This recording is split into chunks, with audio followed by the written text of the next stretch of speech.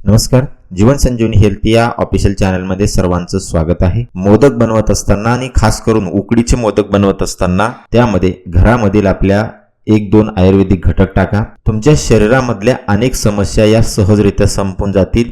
मग त्यामध्ये पित्त असेल, आम्लपित्त असेल, अजीर्ण असेल, हे जे 10-12 आजार आहेत ते तर सहजरित्या निघून जातील. शिवाय शरीरामध्ये तुमच्या कुठेही नस आखडलेली असेल, नस तुमचे ब्लॉक झालेले असेल तर ती सुद्धा पूर्णपणे मोकळी करण्याचं काम हा मोदक करणार आहे. कारण याच्यामध्ये जे घटक आपण वापरणार आहोत ते प्रचंड आयुर्वेदिक आणि ते मोदकामध्ये उकडून घेतल्यामुळे त्याचा परिणाम जो आहे तो आणखी चांगल्या रीतीने जाणवतो आणि शरीरामधले अनेक आजार तुमचे सहजरित्या निघून जातात. मोदक तर आपण तसे बनवणारच आहोत. 10 दिवस आपण मोदक बाप्पांचा आशीर्वाद म्हणून खाणारच आहोत. पण त्याबरोबर जर आपण त्यामध्ये हे 2-3 घटक जर टाकले तर बाप्पांचा आशीर्वाद आणि आयुर्वेदाचा प्रभाव यामुळे शरीरामधले जे आजार आहेत ते तुमच्या पूर्णपणे निघून जाणार आहे. तर याच्यामध्ये शुद्ध आयुर्वेद आहे. म्हणजे तुम्ही मोदकाच्या ऐवजी दुसऱ्या एखाद्या घटकामध्ये सुद्धा हे उकडून तुम्ही घेऊ शकता. परंतु आपल्याकडे सध्या गणपती बाप्पांचा उत्सव सुरू आहे आणि त्या निमित्ताने आपण घरामधील प्रत्येकाला, लहान असेल मोठा असेल, सर्वांना हे मोदक आपण सहजरित्या देऊ शकतो आणि त्यांच्या शरीरामधले हे सर्व आजार सहजरित्या निघून जाऊ शकतात. तर मोदक बनवण्यासाठी जे तुम्हाला साहित्य लागणार आहे ते तुम्हाला घ्यायचं आहे. खोबऱ्याचेच मोदक बनवायचे आहेत. म्हणजे 2-3 जे घटक आपण वापरणार आहोत मोदक बनवण्यासाठी, मग त्यासाठी आपल्याला पहिल्यांदा लागणार आहे खोबरं. खोबरं आपल्याला किसून घ्यायचं आहे किंवा खोबऱ्याचा किस मिळतो रेडीमेड, तो आणला तरी चालेल. एकतर हे मोदक तुम्ही गव्हाच्या कणकीमध्ये म्हणजे गव्हाच्या पिठामध्ये करा किंवा हे मोदक तुम्ही तांदळाच्या पिठाचे सुद्धा बनवू शकता, उकडीचे मोदक. तर याच्यासाठी आपल्याला पहिला घटक लागणार आहे नारळाचा किस म्हणजेच खोबऱ्याचा किस आपल्याला लागणार आहे. दुसरा आणि अत्यंत महत्त्वाचा जो घटक आपल्याला याच्यासाठी लागणार आहे तो आहे खडीसाखर. दोऱ्याची खडीसाखर असेल तर उत्तम. आता जर तुमच्याकडे खडीसाखर उपलब्ध नसेल तर तुम्ही गूळ सुद्धा वापरू शकता.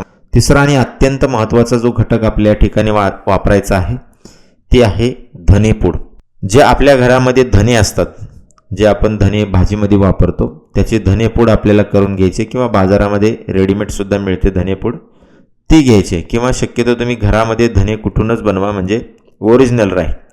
तर धने जर तुम्हाला माहिती असेल तर धने हे शीतल असतात, पोटातील वायुहारक असतात, दाहनाशक असतात, हे रुचिकारक असतात आणि कृमीनाशक असतात. पोटामधले कृमी याने नष्ट होतात. त्याचबरोबर सगळ्यात महत्त्वाचं म्हणजे हे हृदयाला खूप उपकारक असतात. हृदयामध्ये किंवा नसांमध्ये झासलेलं जे ब्लॉकेज असतं ते काढण्यासाठी खूप महत्त्वाचे असतात आणि अँटीॲसिड असतात. म्हणजे हे आम्ल आणि पित्तनाशक असतात. म्हणून आपल्याला ही धन्याची पूड त्याच्यामध्ये वापरायची आहे. तिसरा आणि अत्यंत महत्त्वाचा घटक याच्यामध्ये वापरायचा आहे ती म्हणजे खसखस. मित्रांनो, ही खसखस अत्यंत महत्त्वाचा आयुर्वेदिक घटक आहे आणि तो जर आपण या पद्धतीने याच्यामध्ये वापरला तर शरीराला याचे जबरदस्त फायदे होतात. या खसखसमध्ये 25 प्रकारचे अल्कलाइड्स असतात. त्यापैकी मॉर्फिन, कोविडिन, येलिन, नार्कोटिन, नार्सिन किंवा पॅपेव्हेरिन असे महत्त्वाचे जे अल्कलाइड्स आहेत जे आपल्या शरीराला खूप फायद्याचे आहेत, हे सर्व आपल्याला या खसखसमध्ये असतात. खसखसीचं प्रमाण थोडंसं कमी वापरायचं आपल्या खसखस, परंतु खसखस त्याच्यामध्ये वापरायचं आहे. खसखस ही ज्वरनाशक असते, सोतनाशक असते आणि दाहनाशक असते. शरीरामधील वेदना क्षामक असते आणि उत्साहवर्धक असते, बलवर्धक असते ही, आणि म्हणून आपल्याला हे वापरायचे. या खसखसमुळे तुम्हाला झोप येत नसेल तर ती झोपसुद्धा लागायला सुरुवात होते. त्याचबरोबर तुम्हाला स्नायू वेदना होत असतील, कुठे स्नायू आखडलेला असेल तर तो सुद्धा मोकळं करण्याचं काम ही खसखस करते. अशी खसखस आपल्याला थोडीशी वापरायची. आता याचं प्रमाण असं आहे की जर तुम्ही याच्यासाठी खोबरं जास्त प्रमाणामध्ये वापरायचे, समजा जर तुम्ही 50 ग्रॅम खोबऱ्याचा किस वापरला असाल मोदक बनवण्यासाठी तर त्याच्यामध्ये 2 ते 3 चमचे आपल्याला धन्याची पावडर टाकायचे आणि अर्धा ते पाव चमचा त्याच्यामध्ये खसखस आपल्याला टाकायची आणि खडीसाखर किंवा गूळ हा आपल्या चवीनुसार टाकायचा आहे. या सगळ्यांना चांगल्या रीतीने मिक्स करून घ्यायचं आहे. मोदकामध्ये त्याला टाकायचं आहे. मोदकामध्ये टाकून त्याला उकडून घ्यायचं आहे. हे जेव्हा आपण वाफवून घेणार आहे तेव्हा त्याच्यामध्ये अनेक चांगल्या रीतीने त्याच्यामध्ये आयुर्वेदिक अभिक्रिया होणार आहे आणि त्याचा जो परिणाम आहे तो आणखी चांगल्या रीतीने आपल्याला जाणवणार आहे. हा मोदक जर तुम्ही खाल्ला तर आम्लपित्त किंवा पित्ताची समस्या ज्यांना आहे ती पित्ताची समस्या पूर्णपणे निघून जाणार आहे. खोकला कोरडा असेल कोणाला तर खोकला निघून जाणार आहे. उष्णतेचे सर्व त्रास, मग लघवीमध्ये जळजळ असेल किंवा पोटामध्ये आग पडणे असेल, हाताला पायाला आग होणे असेल, हातापायाला मुंग्या येणं असेल, या ज्या समस्या आहेत त्या पूर्णपणे निघून जाणार आहेत. कारण हे जे चूर्ण याच्यामध्ये आपण वापरलेलं आहे, या सर्वांचा एकत्रित परिणाम हा अत्यंत महत्त्वाचा होतो आणि आपल्या शरीरामधले हे आजार निघून जातात. त्याबरोबर कोलेस्ट्रॉलसुद्धा शरीरामधलं उच्चतम कोलेस्ट्रॉलसुद्धा याने निम्नतम पातळीवर येतं, म्हणजे ते कोलेस्ट्रॉल एकदम कमी होतं आणि त्यामुळं ब्लॉकेज तुमच्या शरीरामधले पूर्णपणे याने निघून जातात.